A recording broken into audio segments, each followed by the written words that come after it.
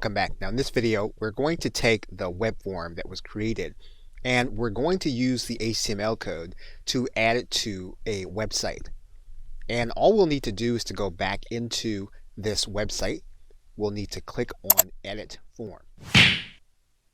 What we're going to do now is we're going to go up to Save and Publish.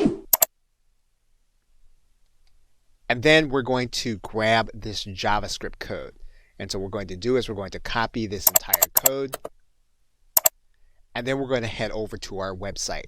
Now in this case, we're going to add the code to a WordPress website. And you can pick any post or page. You'll add a new post in this case. Then when we get to this place, what we're going to do is we're going to look for the HTML coding. We're going to click Add a Block. We're going to search for HTML code.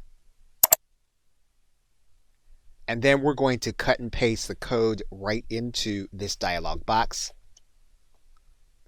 All we'll need to do then is we'll then need to preview. If our box looks the way we want it to look, we can then click Publish.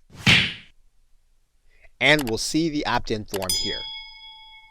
Okay, so with that, thanks, and I will see you in another video.